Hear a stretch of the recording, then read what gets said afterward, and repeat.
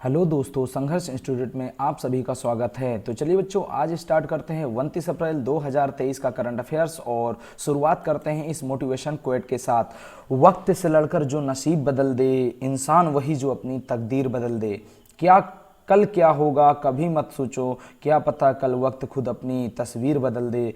और हमें जो कुछ भी करना है वो आज से, जिस दिन ठानो उसी दिन से शुरुआत कर दो और इसी तरीके से आगे बढ़ो। तो चलिए बच्चों, आज का पहला क्वेश्चन आपके सामने है। स्मोक एंड एसेस पुस्तक के लेखक कौन हैं? तो आप सभी इसका आंसर करिए। इसका आंसर जो होने वाला है वो आंसर होने वाला है अमिताभ घोष। तो याद रखना, स्मोक एंड एसेस पुस्तक के लेखक कौन है भाई? अमिताभ घोष हैं। और इंपॉर्टेंट फैक्ट्स में हम अन्य पुरस्कार और पुस्तकों के बारे में थोड़ा सा ध्यान रखेंगे, लेकिन अभी अब यहाँ पे ध्यान देना, ज्ञानपीठ पुरस्कार से सम्मानित होने वाले प्रथम अंग्रेजी के लेखक कौन थे? तो भाई याद रखना, अमिताभ घोष।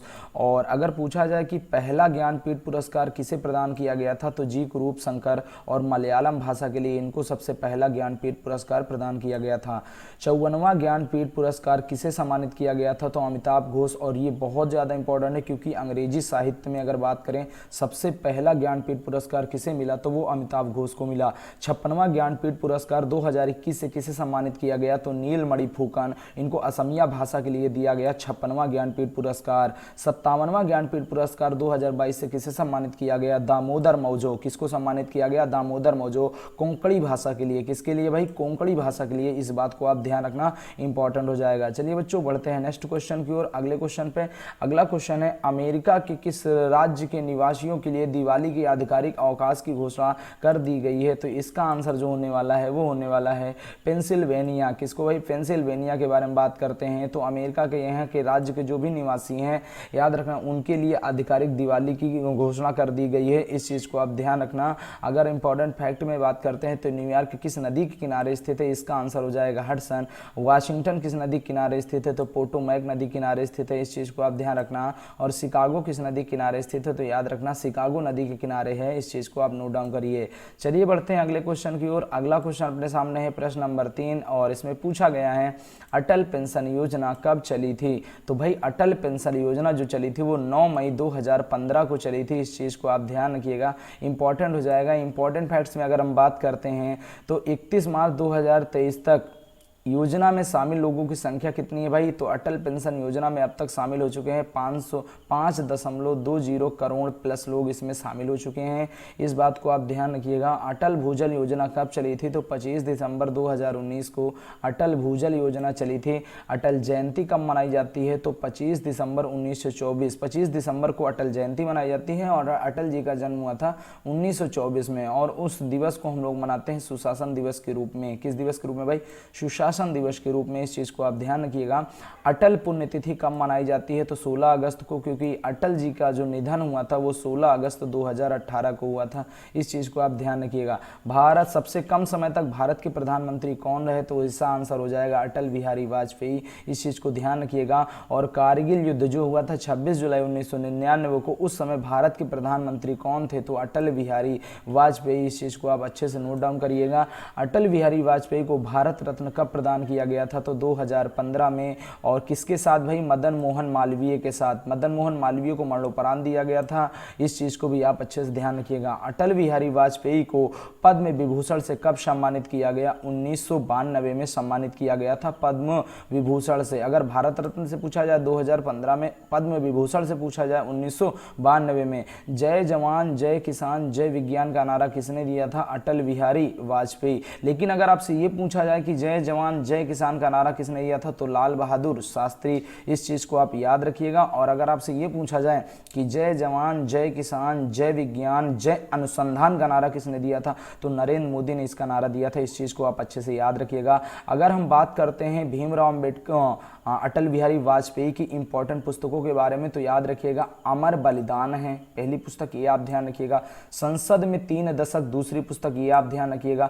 अमर आग है तीसरी पुस्तक, इस चीज को आप ध्यान रखिएगा। राजनीति की रफ्तीली राहें चौथी पुस्तक, आप ये ध्यान रखिएगा। और मेरी 51 कविताएं पांचवी पुस्तक, आप इसे ध्यान रखिएगा, इंपॉर्टेंट हो जाएगा। तो ये सारे क्वेश्चन इंपॉर्टेंट है, कोई भी पूछा जाए आपसे पूछा जा सकता है। इस चीज को आप ध्यान रखना। और भी बहुत सारी जानकारियां हैं जिनको हम एक वीडियो में कवर नहीं कर सकते, नहीं तो वीडियो बहुत ज़्यादा लंबा हो जाएगा। चलिए आगे बढ़ते हैं भाई नेक्स्ट क्वेश्चन पे।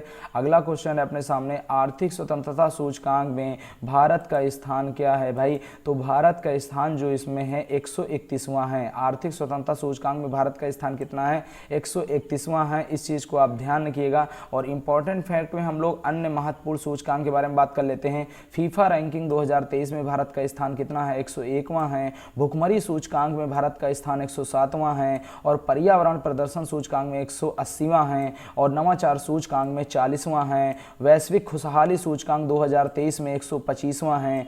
वैश्विक शांति सूचकांक में स्थान 135वां है। विश्व प्रेस स्वतंत्रता सूचकांक में 150वां है। हेनली पासपोर्ट इंडेक्स में 85वां है। सिपरी की रिपोर्ट के अनुसार सैन्य व्यय के मामले में भारत का स्थान चौथा है। लॉजिस्टिक प्रदर्शन सूचकांक 2023 में भारत का स्थान 38वां है। इस सारे क्वेश्चन को आप ध्यान रखना, सारे के सारे इंपॉर्टेंट है, इस चीज़ को आप ध्यान रखिएगा। अब चलिए बढ़ते हैं नेक्स्ट क्वेश्चन की ओर। अगला क्वेश्चन अपने सामने है प्रश्न नंबर 5 और पूछा गया है दुनिया की पहली नैनो डीएपी को किस देश ने बनाया है? तो याद रखिएगा भारत देश ने बनाया है दुनिया की पहली नैनो डीएपी। ये आप ध्यान रखना, इंपॉर्टेंट हो जाएगा। और डीएपी का फुल फॉर्म आप सभी बच्चों को पता होना चाहिए, डाई अमोनियम फास्फेट होता है। इस चीज़ को आप अच्छे से नोट डाउन कर लेना, इंपॉर्टेंट हो जाएगा। भारत की जो इफ्को कंपनी है वो दुनिया की पहली नैनो यूरिया का भी निर्माण किया था तथा अभी हाल ही में नैनो डीएपी का भी बना लिया है। इस चीज़ को आप ध्यान रखना, इंपॉर्टेंट हो जाएगा। इफ्को का फुल फॉर्म क्या है जरा ध्यान देना बच्चों यहाँ पे, Indian farmer fertilization cooperative limited. इस चीज़ को आप अच्छे से नोट डाउन कर लेना। इफ्को की स्थापना हुई थी 1967 में। अब आप सभी को पता है भाई, सभी लोग बच्चे खेत में जाते हैं भाई, यूरिया का छिड़काव करते हैं, तो याद रखना पापा लोग कहते हैं ना जल्दी जल्दी खाद छिड़को, तो ऐसे सर ऐसे करके याद रखना। 67 में इफ्को की स्थापना हुई थी, आप अच्छे से नोट डाउन कर लेना। इफ्को का मुख्यालय कहाँ पर स्थित है? तो याद रखना नई दिल्ली में इफ्को का हेडक्वार्टर है। इस चीज़ को आप अच्छे से नोट डाउन कर लेना। इफ्को के वर्तमान में अध्यक्ष कौन है भाई? दिलीप संघानी। कौन है भाई? दिलीप संघानी। इस चीज़ को आप अच्छे से नोट डाउन कर लेना। और वेरी वेरी इंपॉर्टेंट क्वेश्चन है, पीएम मोदी द्वारा देश की पहली किसान ड्रोन यात्रा का शुभारंभ कहाँ से किया गया था? तो मानेसर हरियाणा से किया गया था। इस चीज़ को आप याद रखना, इंपॉर्टेंट हो जाएगा। आजकल भाई खेतों में अगर बात करें, कृषि अनुसंधान में अगर बात करें, तो ड्रोन को डेवलप्ड कर दिया गया है गरुड़ एरोस्पेस कंपनी के द्वारा। तो बहुत सारे ऐसे ड्रोन हैं और आपको पता होना चाहिए गरुड़ ड्रोन एरोस्पेस के बारे में बात करते हैं तो उसके जो ब्रांड एम्बेसडर है वो महेंद्र सिंह धोनी है। बहुत सारे क्वेश्चन है जिनसे ड्रोन से संबंधित है, अगली क्लास में आपको कवर अप करा देंगे। बाकी चलिए बढ़ते हैं आगे नेक्स्ट क्वेश्चन की ओर, प्रश्न नंबर 6 पर। याद रखिएगा प्रश्न नंबर 6 में पूछा गया है रेल विकास निगम लिमिटेड को हाल ही में किस कंपनी का दर्जा प्रदान किया गया? तो याद रखिएगा हाल ही में रेल विकास निगम लिमिटेड को नवरत्न कंपनी का दर्जा प्रदान कर दिया गया। ये कंपनी अभी तक रेल विकास निगम लिमिटेड जो थी अभी तक मिनी रत्न का दर्जा प्राप्त था, अभी हाल ही में इसे नवरत्न का दर्जा दे दिया गया है। तो याद रखना वर्तमान में टोटल नवरत्न कंपनियों की संख्या कितनी हो गई? तो याद रखना 13। और 13वीं नवरत्न कंपनी का नाम क्या है? RVNL, मतलब रेल विकास निगम लिमिटेड। इस चीज़ को आप अच्छे से नोट डाउन कर लेना। वर्तमान में महारत्न कंपनियों की संख्या कितनी है? 12 है। अगर हम बात करें 12वीं महारत्न कंपनी का नाम क्या है? रेक। क्या याद रखना? रेक। अब इसका फुल फॉर्म क्या है? The rural electrification corporation limited. इस चीज को आप अच्छे से नोट डाउन कर लेना, वेरी इंपॉर्टेंट है। चलिए बच्चों नेक्स्ट क्वेश्चन की ओर चलते हैं। अगला क्वेश्चन अपने सामने है, हेरिटेज फेस्टिवल 2023 का आयोजन कहाँ किया गया? वेरी वेरी इंपॉर्टेंट, मतलब ये पूछा जाए, याद रखना विरासत महोत्सव 2023 का आयोजन कहाँ किया गया? तो इसका आंसर हो जाएगा भाई गोवा में। इस चीज को आप अच्छे से नोट डाउन कर लीजिए, वेरी इंपॉर्टेंट हो जाएगा। अगर हम इंपॉर्टेंट फैक्ट में बात करें तो विश्व विरासत दिवस हर साल कब मनाया जाता है? तो 18 अप्रैल को मनाया जाता है। भारत का विरासत पशु कौन है भाई? तो हाथी है। अगर बात करें विश्व हाथी दिवस कब मनाया जाता है? तो 12 अगस्त को मनाया जाता है विश्व हाथी दिवस। इस चीज को आप नोट डाउन कर लीजिए। अगर हम बात करें गोवा के अन्य महोत्सव के बारे में तो याद रखिएगा, गोवा के अन्य महोत्सव में तो याद रखना सिग्मो महोत्सव कहाँ मनाया जाता है? गोवा में। साओ जोआओ त्योहार कहाँ मनाया जाता है? गोवा में मनाया जाता है। कार्निवल महोत्सव कहाँ मनाया जाता है? गोवा में। तीन के तीनों ये इंपॉर्टेंट है। हेरिटेज फेस्टिवल ये इंपॉर्टेंट है, वेरी वेरी इंपॉर्टेंट। आप अच्छे से इसको नोट डाउन कर लेना बच्चों, क्योंकि ये आने वाले किसी भी एग्जाम में पूछे जा सकते हैं। इस चीज को आप नोट डाउन करिए। आगे बढ़ते हैं अगले इंपॉर्टेंट क्वेश्चन की ओर। तो प्रश्न नंबर 8 क्या है? तो ध्यान रखना, यहाँ पर पूछा गया है कलेक्टिव स्पिरिट्स कॉन्क्रीट एक्शन पुस्तक के लेखक कौन है? तो याद रखना इसके जो लेखक है वो हैं शशि शेखर वेम्पति। क्या याद रखना? शशि शेखर वेम्पति। इस चीज को याद रखिएगा, वेरी वेरी इंपॉर्टेंट हो जाएगा, अच्छे से आप इसको नोट डाउन कर लेना। अगर हम आगे बात करें इंपॉर्टेंट फैक्ट में तो याद रखिएगा क्रॉस कोर्ट किस टेनिस खिलाड़ी की आत्मकथा है, वेरी वेरी इंपॉर्टेंट है, जयदीप मुखर्जी की आत्मकथा है क्रॉस कोर्ट, वेरी इंपॉर्टेंट। इस पुस्तक को आप ध्यान रखिएगा। सचिन @50 सेलिब्रेटिंग अ मैस्ट्रो, इस पुस्तक के लेखक कौन है भाई, बोरिया मजूमदार हैं। इस चीज को आप नोट डाउन कर लेना, वेरी वेरी इंपॉर्टेंट हो जाएगा। और आगे बात करते हैं Vipin the man behind the uniform, इस पुस्तक के लेखक कौन है भाई, रचना बिष्ट रावत। आपने विपिन रावत का नाम सुना होगा, उनसे ही रिलेट करके रचना बिष्ट रावत आप ध्यान रखिएगा, क्योंकि पता है देश के पहले सीडीएस थे जनरल विपिन रावत, उनका निधन हो गया था। इस चीज को आप याद रखिए, वायुयान दुर्घटना में तमिलनाडु में, इस चीज को आप अच्छे से नोट डाउन कर लेना। अगर बात करते हैं और प्रेजेंट टाइम में अगर पूछा जाए कि देश के दूसरे सीडीएस कौन बने हैं तो अनिल चौहान का नाम आप बता देना, ये प्रेजेंट टाइम में दूसरे सीडीएस बने हैं। इस चीज को याद रखना, चीफ ऑफ डिफेंस स्टाफ, इस चीज को आप अच्छे से नोट डाउन कर लेना। अंबेडकर अ लाइफ पुस्तक के लेखक कौन है भाई, तो याद रखना शशि थरूर हैं, वेरी वेरी इंपॉर्टेंट है, बहुत अच्छे से आप इसको याद रखना। अंबेडकर अ लाइफ पुस्तक के लेखक कौन है भाई, शशि थरूर हैं, इस चीज को आप नोट डाउन कर लेना। अब बढ़ते हैं भाई आगे अगले क्वेश्चन पर, तो चलते हैं भाई। कल हमने आप लोगों से 2 क्वेश्चन पूछा था जिसका आंसर आपको कमेंट बॉक्स में देना था, और तो उसका आंसर आपको मैंने यहाँ पे स्लाइड में दे दिया है। अज्ञात सबों के लिए डीएनए डेटा बैंक स्थापित करने वाला भारत का पहला राज्य कौन है, तो याद रखना वो हिमाचल प्रदेश है।